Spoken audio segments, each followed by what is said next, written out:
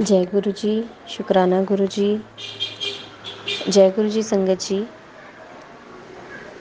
सभी को जय गुरु जी।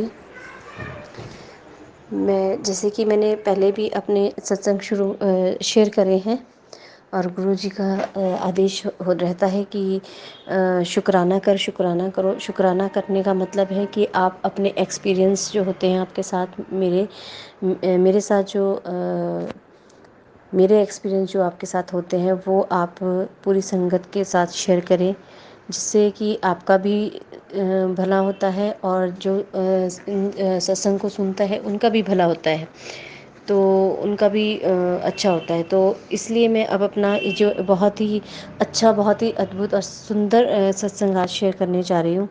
ये सत्संग, ये संगत जी, मैं जैसे फ्राइडे को उठी हूँ और फ्राइडे को जब मैंने मैंने जैसे यूट्यूब खोला और तो मुझे मैसेज मिला कि आज मैं माँ दुर्गा के रूप में तुम्हें दर्शन दूंगा।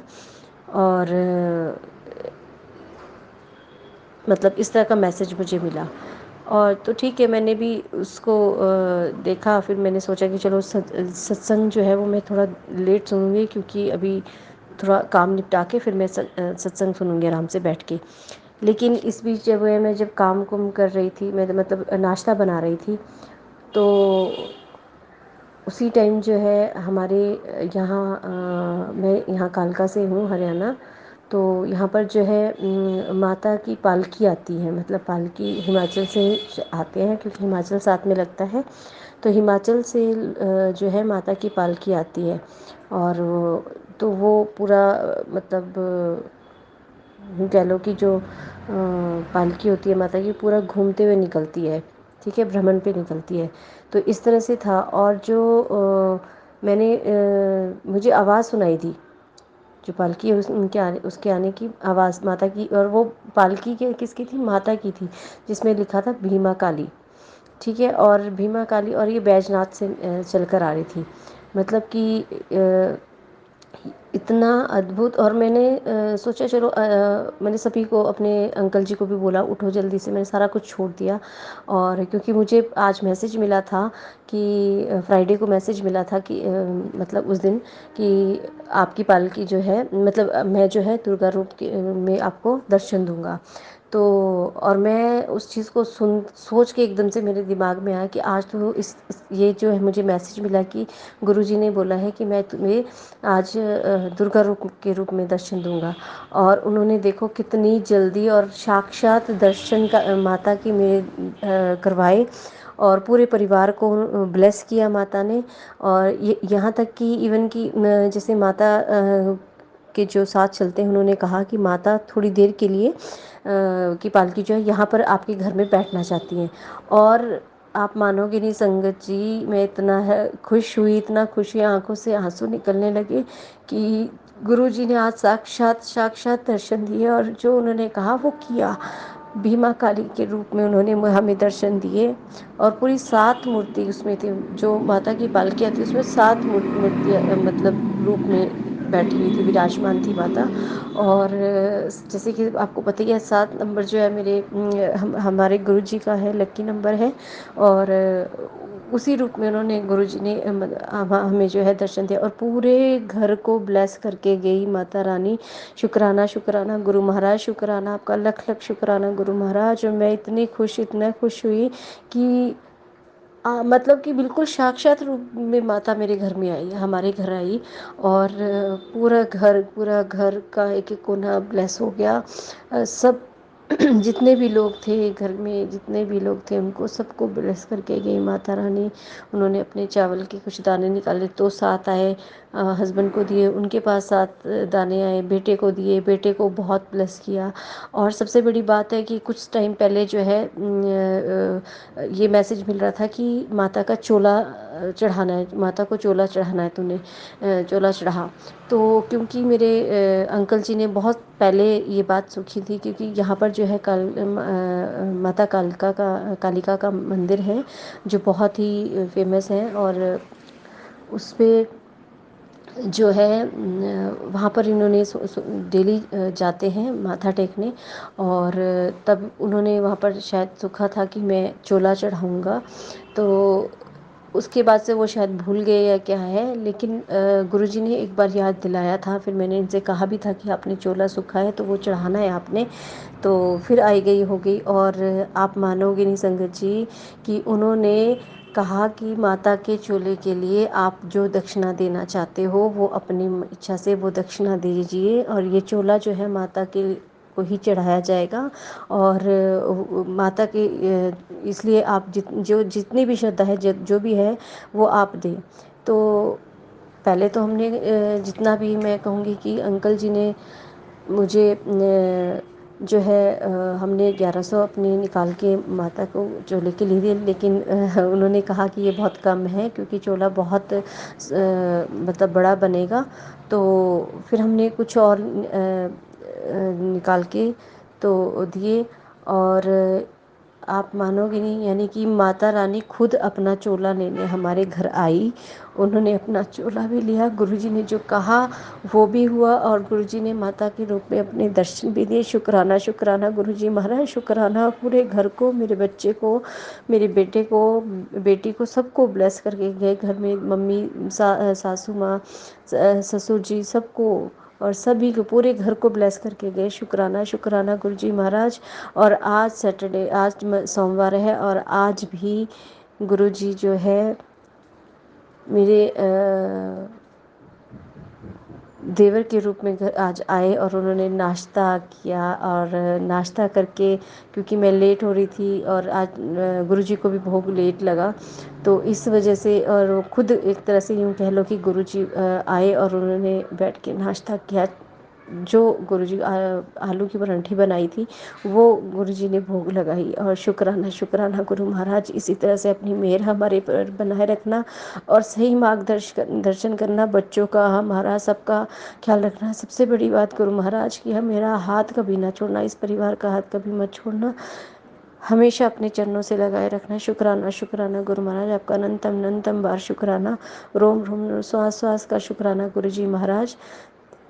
सबका भला करो गुरु महाराज, जिस प्रकार हमारा भला किया उसी प्रकार सबको अपने आप से जोड़ो गुरु महाराज। जय भोलेनाथ भोले भंडारी। ओम नमः शिवाय। शिव जी सदा सहाय। ओम नमः शिवाय। गुरु जी सदा सहाय। और इसी तरह से बहुत सारे सत्संग होते रहते हैं आए दिन। तितली, जब भी मैं सुबह अपने ऑफिस के लिए निकलती हूँ तो गुरु महाराज तितली के रूप में, कबूतर के रूप में साथ साथ चलते हैं हर जगह।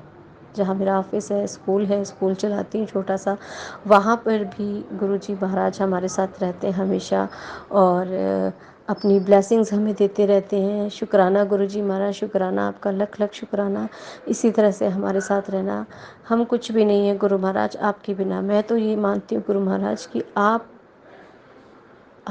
नहीं हैं तो हम कुछ भी नहीं हैं, आपसे हम हैं। हम अपने आप कुछ भी नहीं कर सकते। मेरी तो ये मानना है कि मैं कुछ भी नहीं कर सकती हूँ। आज तक आपने संभाला है। मैं जब भी प्रॉब्लम में होती हूँ, जब भी कुछ प्रॉब्लम होती है, आपसे जुड़ने से पहले भी आपने मुझे माता के रूप में, माता को मानती थी, शिव जी भगवान जी को मानती थी। और सबसे बड़ी बात है, जब लॉकडाउन हुआ, मैंने आपको पहले भी सत्संग में शेयर किया है, उस दौरान मैं बहुत ज़्यादा डिप्रेशन में थी। बहुत ज़्यादा तो प्राइवेट जॉब करती थी, वो छूट गई थी। इस वजह से बहुत ज़्यादा घर में प्रॉब्लम आनी शुरू हो गई थी। हस्बैंड का भी बिज़नेस था, वो भी डाउन हो गया था। इस वजह से बहुत लड़ाई झगड़े, बहुत ज़्यादा प्रॉब्लम्स आ गई थी। और तब भी मेरे गुरु महाराज ने इतनी लाज रखी कि उन्होंने कहीं ना कहीं से मेरा साथ नहीं छोड़ा। और भाई, और गुरु नानक देव के रूप में वो मेरे घर आए। फिर मैंने गुरु नानक जी की आराधना करती रही, उनके पाठ करना, सब कुछ करना, अमृत वेला करना शुरू किया। और जैसे जैसे मैं इसको करती गई, मेरे गुरु महाराज जी ने मेरी लाज रखी, और हर चीज़ को सही करते गए। शुक्राना शुक्राना गुरु महाराज, शुक्राना, आपका लख लख शुक्राना। जय गुरु जी, शुक्राना गुरु जी। इसी तरह से अब मैं अपना सत्संग यहीं विराम करूंगी, बहुत लंबा हो जाएगा, इसलिए आगे के जो भी मेरे एक्सपीरियंस रहेंगे, जो भी गुरु महाराज जी के आदेश होंगे, उस हिसाब से मैं अपना सत्संग आपसे शेयर करूँगी। संगत जी शुक्राना, गुरु जी महाराज शुक्राना। संगत जी आपका जो हमारे मैसेजेस को, हमारे सत्संग को जो है वो शेयर करते हैं, आगे पहुंचाते हैं, और लोगों को जो मैसेज इनसे मिलना होता है वो उनके मिलते हैं। शुक्राना आपका भी। भगवान गुरु जी आप पर भी ऐसी कृपा बनाए रखे, हमेशा खुश रखे। जय गुरु जी। शुक्राना गुरु जी। ओम नमः शिवाय। शिव जी सदा सहाय। ओम नमः शिवाय। गुरु जी सदा सहाय। ओम नमः शिवाय। शिव जी सदा सहाय। ओम नमः शिवाय। गुरु जी सदा सहाय। जय गुरु जी। शुक्राना गुरु जी। अनंतम अनंतम शुक्राना मेरे मालिक। आज मैं अपना सत्संग आप लोगों से शुक्राना का शेयर कर रही हूँ। गुरु जी ने हमारी ज़िंदगी में बहुत सी रहमतें की हैं। नेगेटिविटी को ख़त्म करके पॉजिटिविटी ला दी है गुरु जी ने। अब सब अच्छा ही अच्छा लगने लगा है। मेरा सत्संग ये है संगत जी कि हम लोग ना अपनी शॉप का सामान लेने के लिए जाते हैं, तो हम वहाँ से उनको बोलते हैं कि मतलब जो भी आप लोग वही कुरियर कराते हो, जो भी पार्सल मतलब भेजते हो, तो आप मतलब हमारे एड्रेस पे प्रॉपर आना चाहिए। तो उन्होंने बोला कि ठीक है हम भिजवा देंगे। तो हमने प्रॉपर एड्रेस दिया, बट जो ऑटो वाला मतलब जिसमें आया, तो सामान वो क्या कर उसने क्या किया कि बाहर की शॉप पे ही छोड़ दिया, किसी शॉप पे, और हमारे घर तक नहीं लाया। तो हमें डबल चार्जेस लग गए। नेक्स्ट टाइम हम फिर गए, तो हमने उस भैया को बोला कि भैया ये तो गलत बात है, हमें तो डबल चार्जेस भी पड़ जाते हैं और मेरे हस्बैंड बीमार रहते हैं, हमें क्या फ़ायदा कि बीमार होने के बावजूद उन्हें फिर दूसरी शॉप से फिर से लोड करा कर लाना पड़ता है। तो वो भैया बोले कि वो ऑटो वाला मानता ही नहीं है, तो इस बार मैं कोई और ऑप्शन देखूँगा। तो हमने कहा ठीक है। 2 दिन हो गए हमारा सामान ही नहीं आया, और यहाँ हमने कस्टमर से हमने वादा कर रखा था कि भी हम आपको टाइम पे ये चीज़ दे देंगे। हम बार बार उस भैया शॉप वाले भैया से बात कर रहे हैं, वो बोल रहे हैं कि ऑटो वाला मानता ही नहीं है, वो तो बोलता है कि भाई मैं अपना उसी शॉप पे रखूँगा, तो वहाँ से उठाना है तो मैं ले जाता हूँ। हमने उनको बोला आप किसी और को बोल दो, तो वो बोले कि 2 ही लोग आते हैं यहाँ पे, तो एक चला गया है, उससे बात नहीं हो पाई थी, और दूसरा मना कर रहा है। फिर हमने मतलब उसी भैया जो ऑटो वाले थे उनसे हमने फिर से बात की, तो उन्होंने कहा कि मैं वहीं पे रखवाऊँगा उसी शॉप पे, आपको वहीं से उठवाना पड़ेगा। तो मेरे हस्बैंड ने बोला कि कोई बात नहीं, आप वहीं रखो, मैं वहीं से ही पिक कर लूँगा, और क्या होगा, कम से कम हम अपना सामान तो दे पाएँ, कस्टमर हमें परेशान कर रहे हैं। तो हम मैंने लेकिन गुरुजी से ये अरदास लगाई, गुरुजी आप तो कुछ भी कर सकते हो, किसी का भी मन बदल सकते हो, कुछ भी पॉसिबल कर सकते हो, तो प्लीज़ गुरुपा आप ऐसा कर दो ना, ऑटो वाले का मन बदल दो, और वो ना बड़ी शांति से हमारे घर पर ही छोड़ के चला जाए। नहीं तो बहुत दिक्कत होगी। आप फाइनेंशियली आप सब सिचुएशन जानते हो, डबल डबल चार्जेस नहीं पे कर सकते, और ऊपर से ये बीमार हैं तो ये भी इरिटेट होते हैं। तो प्लीज़ गुरुपा ऐसा कुछ कर दो ना। तो ऑटो वाला शाम को आता है, वो बेल बजाता है, मैं जाती हूँ, तो बोलता है आपका पार्सल आया है। मैं बड़ी खुश होती हूँ, मैं कहती हूँ अनंतम अनंतम शुक्राना मेरे मालिक। जो चीज़ इम्पॉसिबल होती है गुरुजी वो पॉसिबल कर देते हैं। गुरुजी कुछ भी कर सकते हैं, उनके होते हुए ना हम परेशान हो ही नहीं सकते। हाँ हम ह्यूमन बीइंग हैं, परेशान हो खुद को कर लेते हैं।